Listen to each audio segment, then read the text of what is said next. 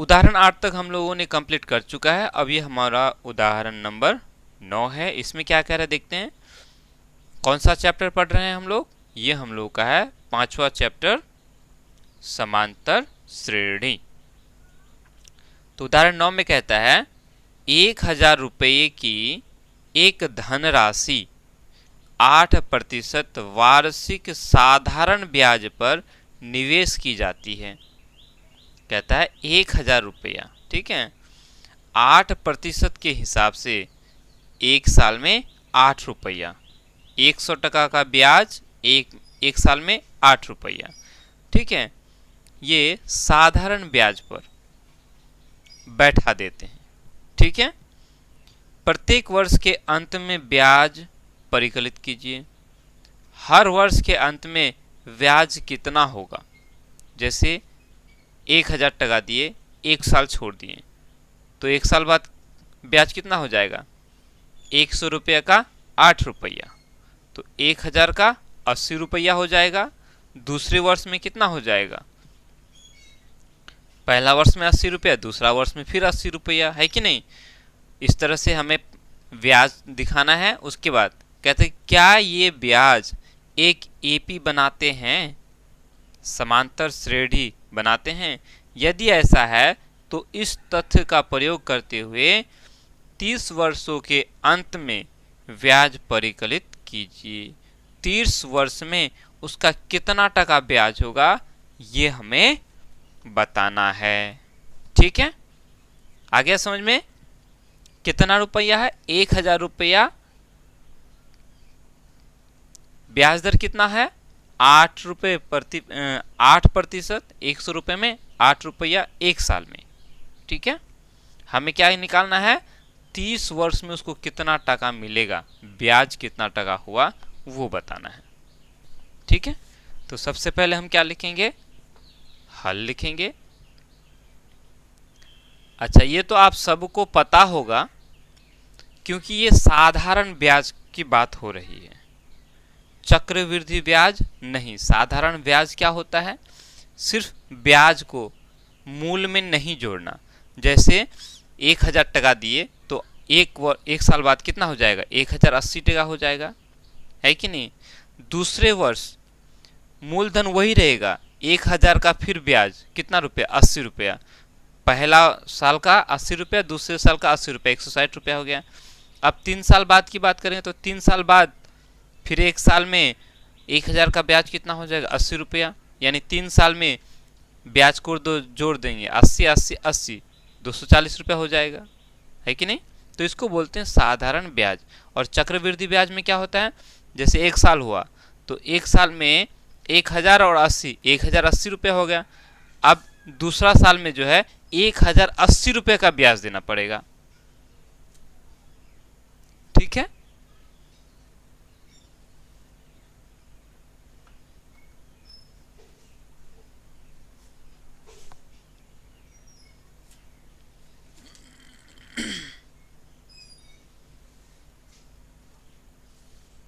आई समझ में?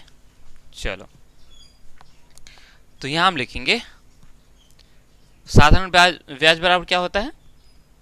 साधारण ब्याज। ये हम लोगों ने कक्षा 8 में पढ़े हुए हैं, ठीक है। साधारण ब्याज का सूत्र क्या होता है?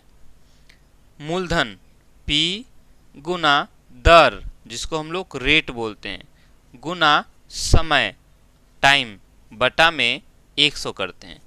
ये हमारा होता है ब्याज, साधारण ब्याज निकालने का सूत्र, ठीक है। तो इस तरह से हम क्या करेंगे? प्रत्येक वर्ष का ब्याज पहले निकाल लेते हैं, ठीक है। लिखेंगे इसलिए प्रथम वर्ष के अंत में ब्याज, पहला वर्ष में, प्रथम वर्ष के अंत में ब्याज। पहला साल में कितना ब्याज होगा? मूलधन कितना देता है? 1000 रुपया।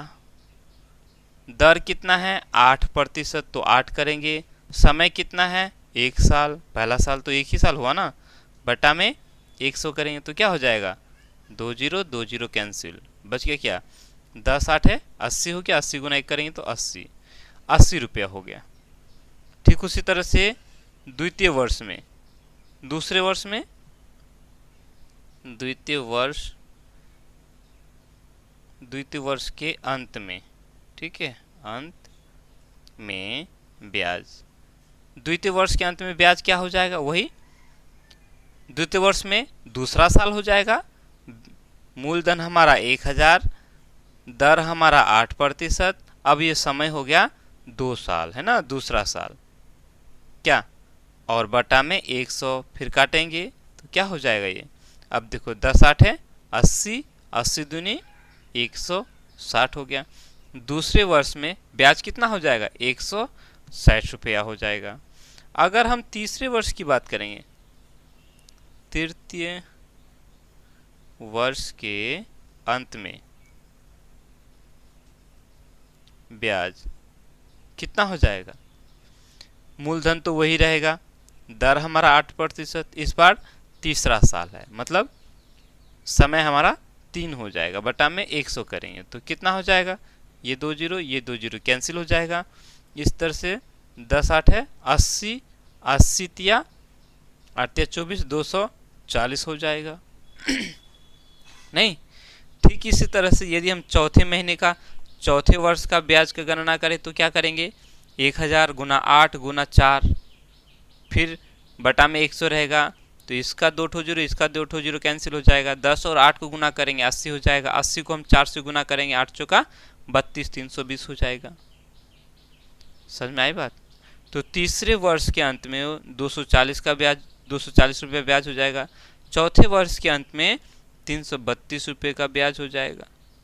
अब चूंकि हम यहाँ देख रहे हैं कि प्रत्येक वर्ष इससे ये 160 80 ज़्यादा है, 160 से 240 80 ज़्यादा है।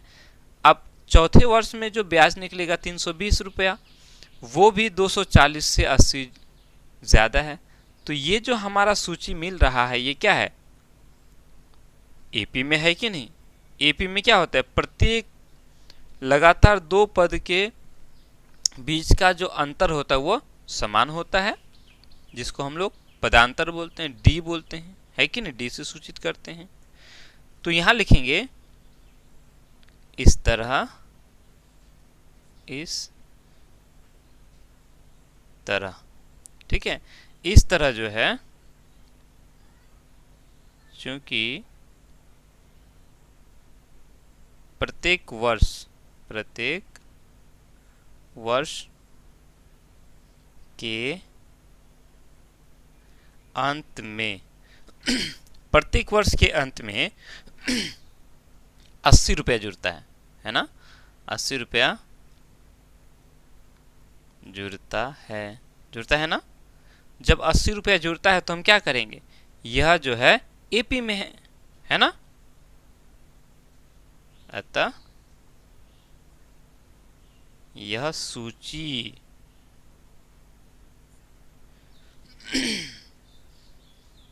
एपी में है। अब हम इसको लिख लेंगे, एपी हमारा क्या मिला, 80, 160, 240, आगे बढ़ाएंगे तो 320 हो जाएगा। क्लियर है कि नहीं। अब जब हमें एपी मिल गया तो हमें क्या बोल रहा है कि 30 साल में, 30 वर्षों के अंत में जो ब्याज बनेगा वो ज्ञात कीजिए।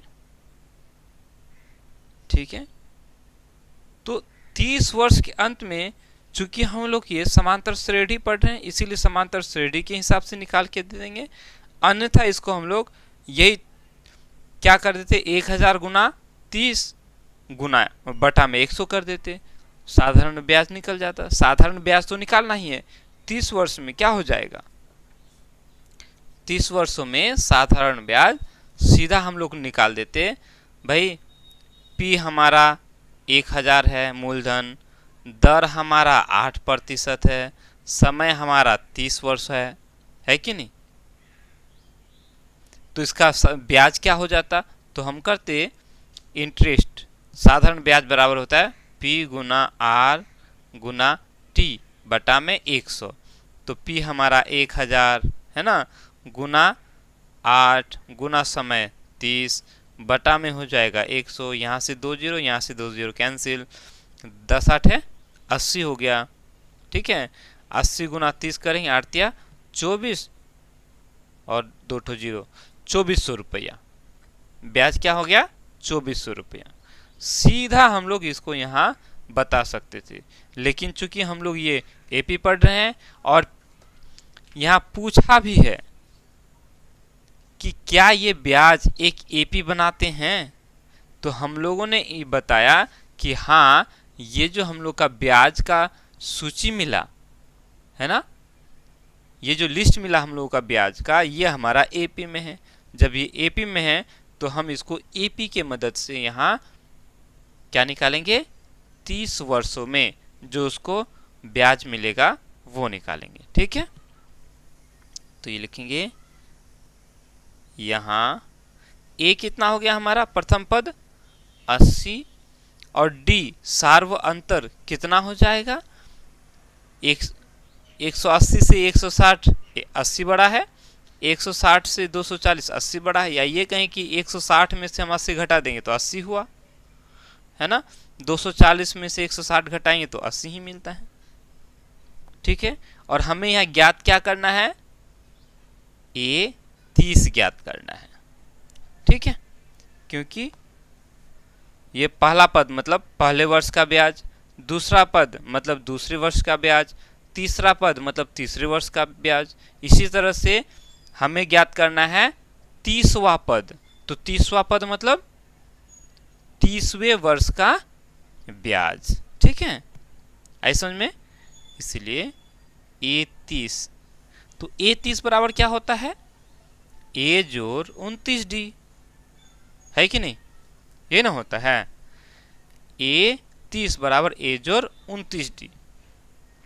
ए हमारा 80 है जोड़ 29 गुना डी, डी हमारा है 80।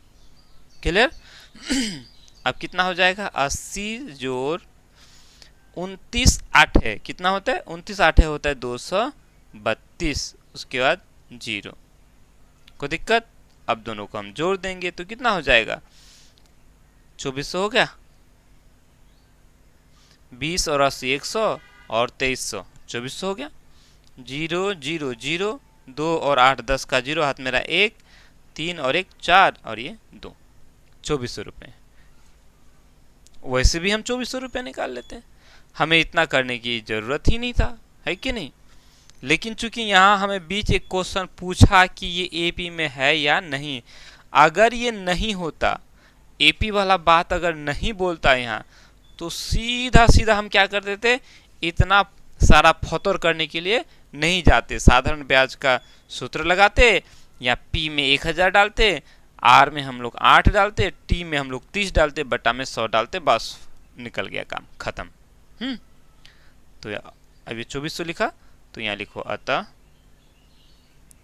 30 वर्षों के अंत में कितना ब्याज होगा, ब्याज 2400 रुपये होगा। कितना रुपये होगा, 2400 रुपये होगा।